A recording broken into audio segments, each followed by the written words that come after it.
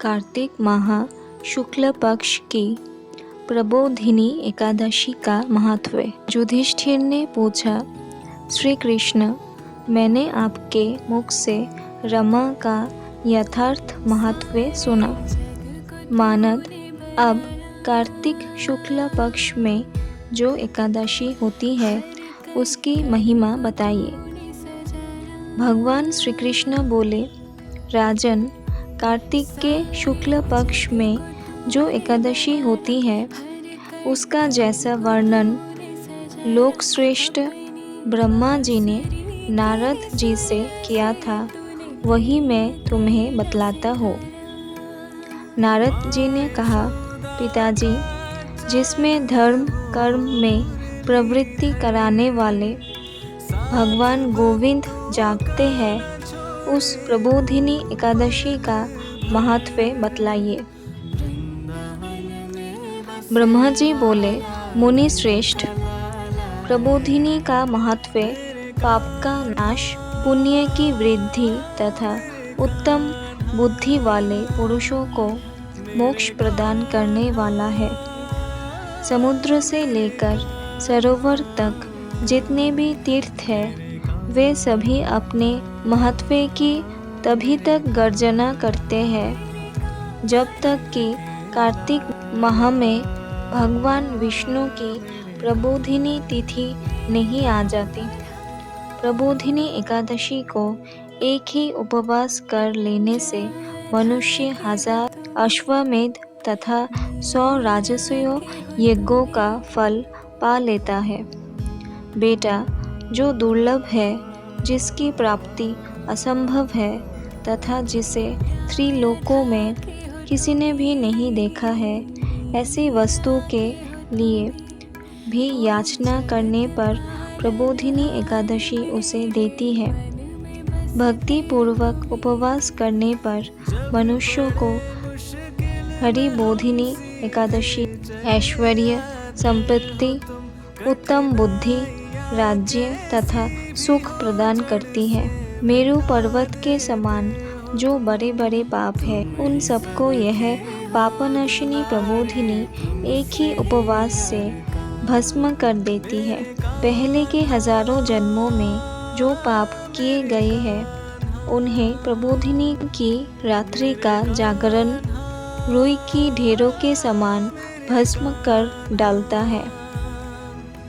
जो लोग प्रबोधिनी एकादशी का मन से ध्यान करते तथा जो इसके व्रतों का अनुष्ठान करते हैं उनके पितर नरक के दुखों से छुटकारा पाकर भगवान विष्णु के परम धाम को चले जाते हैं।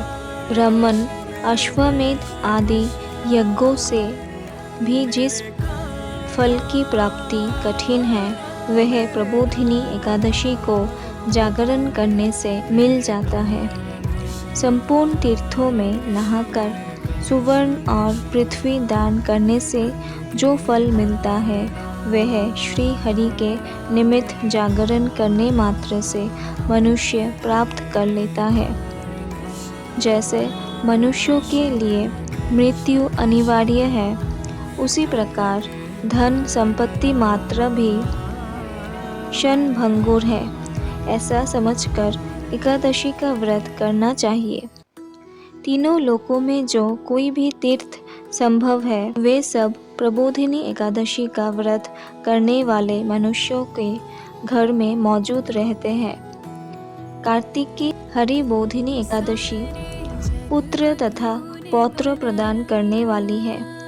जो प्रबोधिनी को उपासना करता है वही ज्ञानी है, वही योगी है, वही तपस्वी और जितेंद्रिय है तथा उसी को भोग और मोक्ष की प्राप्ति होती है। बेटा, प्रबोधिनी एकादशी को भगवान विष्णु के उद्देश्य से मानव जो स्नान, दान, जप और होम करता है वह सब अक्षय होता है। जो मनुष्य उस तिथि को उपवास करके भगवान माधव की भक्ति पूर्वक पूजा करते हैं वे 100 जन्मों के पापों से छुटकारा पा जाते हैं। इस व्रत के द्वारा देवेश्वर जनार्दन को संतुष्ट करके मनुष्य संपूर्ण दिशाओं को अपने तेज से प्रकाशित करता हुआ श्री हरि के वैकुंठ धाम को जाता है। प्रबोधिनी को पूजित होने पर भगवान गोविंद मनुष्यों के बचपन, जवानी और बुढ़ापे में किए हुए 100 जन्मों के पापों को, चाहे वे अधिक हो या कम, धो डालते हैं। अतः सर्वथा प्रयत्न करके संपूर्ण मनोवांछित फलों को देने वाले देवादिदेव जनार्दन की उपासना करनी चाहिए। बेटा नारद, जो भगवान विष्णु के भजन में तत्पर होकर कार्तिक में पराये अन्न का त्याग करता है, वह चंद्रायन व्रत का फल पाता है। जो प्रतिदिन शास्त्रीय चर्चा से मनोरंजन करते हुए कार्तिक मास व्यतीत करता है, वह अपने संपूर्ण पापों को जला डालता और 10,000 यज्ञों का फल प्राप्त करता है। कार्तिक मास में शास्त्रीय कथा के कहने सुनने से भगवान मधुसूदन को जैसा संतोष होता है, वैसा उन्हें यज्ञ, दान अथवा जप आदि से भी नहीं होता। जो शुभ कर्म परायण पुरुष कार्तिक मास में एक या आधा श्लोक भी भगवान विष्णु की कथा वाचते हैं, उन्हें 100 गोदान का फल मिलता है। महामुने, कार्तिक में भगवान केशव के सामने शास्त्रों का स्वाध्याय तथा श्रवण करना चाहिए। मुनि श्रेष्ठ, जो कार्तिक में कल्याण प्राप्ति के लोभ से श्री हरि की कथा का प्रबंध करता है, वह अपनी 100 पीढ़ियों को तार देता है। जो मनुष्य सदा नियम पूर्वक कार्तिक मास में भगवान विष्णु की कथा सुनता है, उसे सहस्त्र गोदान का फल मिलता है। जो प्रबोधिनी एकादशी के दिन श्री विष्णु की कथा श्रवण करता है, उसे 7 दीपों से युक्त पृथ्वी दान करने का फल प्राप्त होता है। मुनि श्रेष्ठ, जो भगवान विष्णु की कथा सुनकर अपनी शक्ति के अनुसार कथावाचक की पूजा करते हैं, उन्हें अक्षय लोक की प्राप्ति होती है।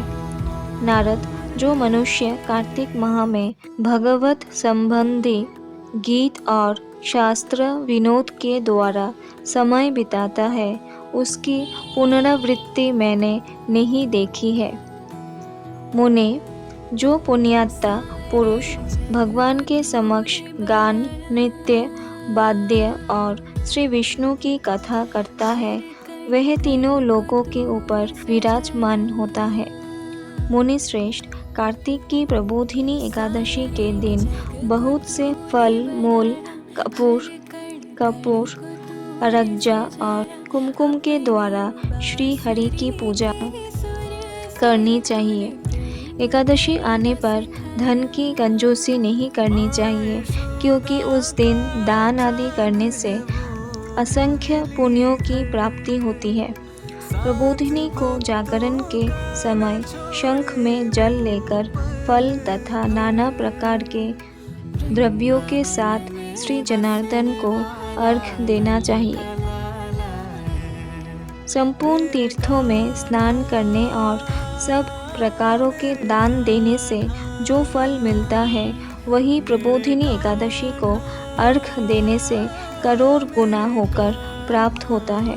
देवेश, अर्घ्य के पश्चात भोजन, आच्छादन और दक्षिणा आदि के द्वारा भगवान विष्णु की प्रसन्नता के लिए गुरु की पूजा करनी चाहिए।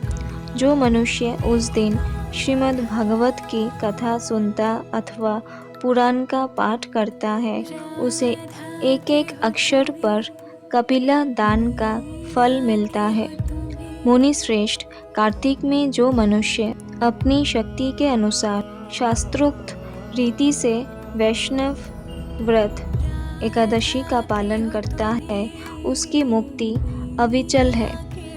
केतकी के एक पत्ते से पूजित होने पर भगवान गरुड़ ध्वज 1000 वर्ष तक अत्यंत तृप्त रहते हैं। देवेश जो अगस्त के फूलों से भगवान जनार्दन की पूजा करता है, उसके दर्शन मात्र से नरक की आग बुझ जाती है।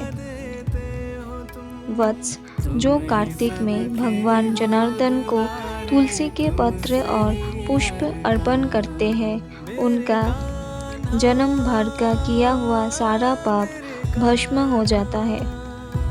मुने जो प्रतिदिन दर्शन, स्पर्श, ध्यान, नाम कीर्तन, स्तवन, अर्पण, सेचन, नित्य पूजन तथा नमस्कार के द्वारा तुलसी में नव प्रकार की भक्ति करते हैं, वह कोटि सहस्त्र युगों तक पुण्य का विस्तार करते हैं। नारद 7 प्रकार के फूलों और पत्तों को चढ़ाने से जो फल होता है, वह कार्तिक माह में तुलसी के एक पत्ते से मिल जाता है। कार्तिक आया देख प्रतिदिन नियम पूर्वक तुलसी के कोमल पत्तों से महाविष्णु श्री जनार्दन का पूजन करना चाहिए। 100 यज्ञों द्वारा देवताओं का यजन करने और अनेक प्रकार के दान देने से जो पुण्य होता है, वह कार्तिक में तुलसी दल मात्र से केशव की पूजा करने पर प्राप्त हो जाता है।